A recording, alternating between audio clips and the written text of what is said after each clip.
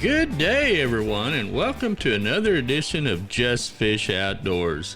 I'm your host, Dale York, and I designed Just Fish Outdoors to focus on freshwater lakes and streams and to provide information, tips, and techniques, along with how-to segments for catching everything from crappie to catfish. We will also provide tips on equipment, tackle, boating, and much, much more. All of this is aimed at helping you catch more fish and have fun doing it. So join us each week as we talk about my favorite subject, fishing. And that'll bring us to our focus segment today. Folks, as spring temperatures warm towards summertime across our area, bass in our lakes are shifting gears. They're coming from the spring, shallow water patterns out to the areas, to the lazy hot days of hanging out in deep water and feeding on easy schools of shad meals as they wander by. Many of these bass will will be located on ledges that form a sharp drop that separates shallower water from deeper water. If you can find a lake's ledge that the bass like or prefer during the hot summertime, and odds are that you're going to find them bass stacked up on that area. You may have to search a lot of area, but it's well worth your time. And if you really find that specific spot, they'll really be stacked up there. So, we're going to talk a little bit about today about how you go about finding such areas, and then, how you go about fishing such areas. One of the ways you can start looking is by, reading a good old-fashioned lake map, or you can do what I do. I take my trusty Lowrance HDS unit. I have a portable power supply for it at the house, and I get in my favorite recliner and fire up my HDS unit and start looking at the electronic maps actually on the unit. It makes it so much easier. Many times you can sit there in your house and look at these maps and start picking out your spots and actually put your GPS coordinates on those spots before you ever go to the lake. And then when you do get to the lake, you plug this thing in, turn it on, and you've already got several spots that you previously picked out to fish already highlighted on your Lowrance unit. So, I'm constantly doing this, looking at spots, even on lakes that I've fished for many, many, many years. And sometimes it's amazing when you really spend some time doing this, what you will find. I'm really looking for the really tight contour lines where there's a good drop-off and shallow water close to deeper water. And once you find that area, I'm trying to further define that. And I'm looking for some type of irregular feature, like a point, like a hump, like a piece of structure, maybe a rock pile, maybe an old piece of timber down there, or something that's irregular on that specific area I'm looking at. I'm looking for any creek or any ditch or any depression that intersects that spot. I'm looking for an area, and over that exactly, trying to refine that even further is looking for the sweet spot on that area that those fish are holding on. You look for something that is a little out of the ordinary from the surrounding area. This technique takes some patience, but folks, I guarantee you, it can pay off big time. You've got to spend the patience and the time to go out. And once you pick this spot or pick an area, you've got to really use your electronics and crisscross this area looking for a specific spot. In fishing the bank, you can catch a fish, every eighth or every quarter of a mile. But offshore, if you can find the spot, it can be lights out awesome. And it's generally a school instead of one fish. You usually don't find a single fish. You'll find a school, and once you can get them fired up, you can just literally have a heyday. As important as a map study is for beginning to locate these offshore ledges, it'll only take you so far. The better ledges are usually not on a map.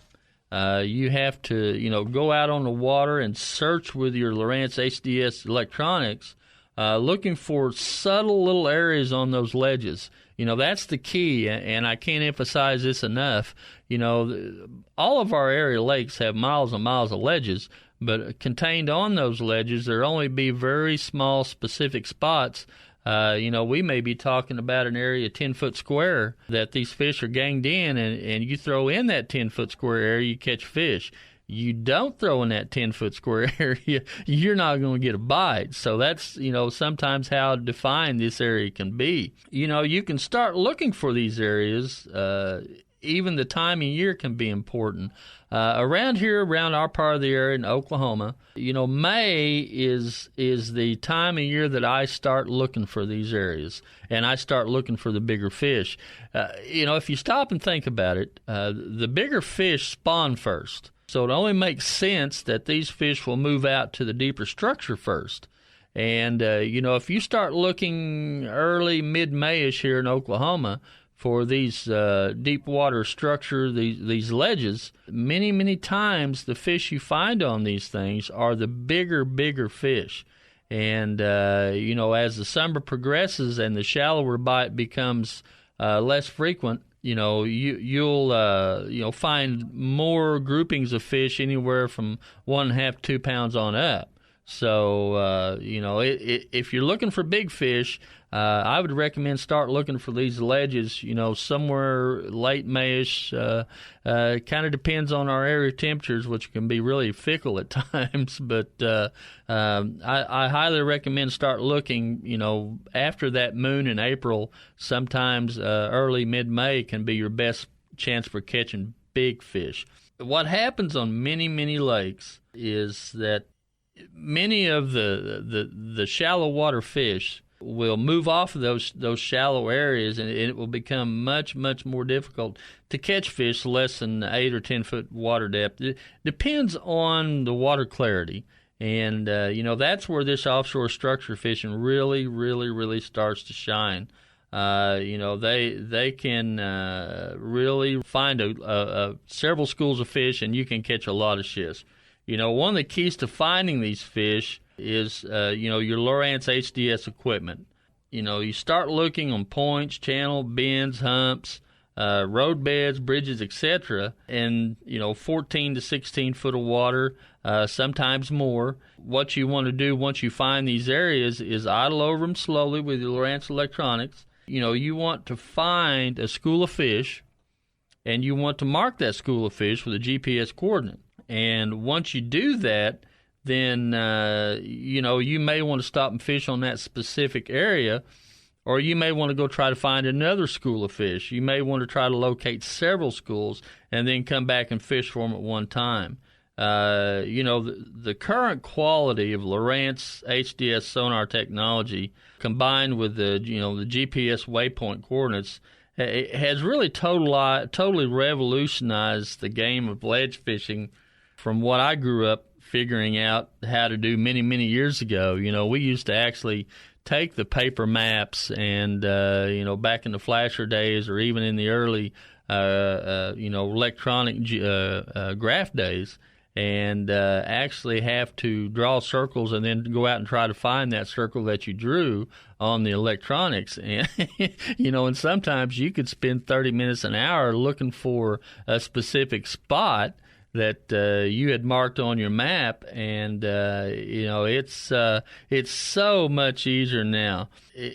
Before it really required a degree of expertise with a paper map and sonar, but now with the great Lowrance GPS and HDS units, you can drive right to a spot. I mean, you can go right to it, and there's no looking around for it. Then you can idle around and looking for that sweet spot on that particular area that you're trying to find the fish on. So, please pay attention to every little nuance of that electronics when you're scanning around, you're idling around looking for that spot, because the area that these fish are in, can be very, very small. And that's one of the tips I generated, I gave to you folks several weeks ago. One of the things I really recommend when you're setting up, looking for these areas, is how you set your screens up on your Lowrance HDS equipment. And one of the things, the way I recommend it is you set up 3 screens. You have a navigation screen that has shows where your boat is, shows where you're at. On the right side of the screen, you have your down scan, and then you have your left and right scan. And then for if your unit is one of the new Touch 12s or 9s, go ahead and set up 4 panes, and the other pane would be your regular 2D sonar. If you have to remove a pane, what I would recommend is keeping your nav chart up, keeping your 2D sonar up, and then your left and right structure scan sonar going at the same time. And because the beam that's coming off your 2D sonar is much wider than what's coming off of your structure scan sonar, so you're able to see and look at more area around and underneath the boat. So, once again, set you up 3 panes if at all possible. Have your navigation pane, and then have your regular 2D your 2D sonar pane, and then have your left and right or left or right sonar scan at the same time. And that'll help you pinpoint, cover more water. You can cover it quicker. You can see more detail than what would be going on if you just had your 2D sonar on or whatever. And then when you find that spot, you can just hit your GPS coordinate on that. You can tag it, and you're good to go to come right back to that spot. It's so much easier now than it used to be for looking for that sweet spot. It is just, today's Lowrance HDS electronics has made it even easier, and it's not as difficult to find those little subtle location that on that area that maybe someone else has missed. So keep that in mind, and also, folks, however, at the end of the day, when you use all these tools at your disposal, it still all comes down to you got to chunk an actual lure out there and spend some time fishing it to figure out exactly what it is you just marked, and how productive that spot may be. So, regardless of everything else going on, you still got to fish it to know if there's fish there or if there's fish there willing to bite. The lures that I use for this particular locating, one of the great things you can do, you can go to a 3/4 ounce or a 1 ounce hard head with a biffle bug. You can cover a lot of water, sometimes really fast with that thing. We talked about that a couple of weeks ago on the biffle bug and what they call bottom bugging. One of the other things that you can do is throw a deep diving crankbait. Deep diving crankbait is an excellent search tool. You can cover some water fairly quickly, but keep in mind the depth of the area that you're fishing, and you want to make sure that your crankbait can get down there to where those fish are. Big swim baits, the popularity of swim baits has just exploded in recent years, and that's one of my favorite baits. You can go to a 1 or even a 2 ounce head, put a big swim bait on, and cover some of this deeper area pretty quick and find out pretty quick if there's any fish there. Of course, big jig and pig combos. If the fish are really neutral and you're not having much success with the faster moving baits, your jig and pig, your Carolina rig will sometimes produce results that some of the faster moving baits won't. And of course, one of the other things that every deep water angler should have in his tackle box is a big spoon.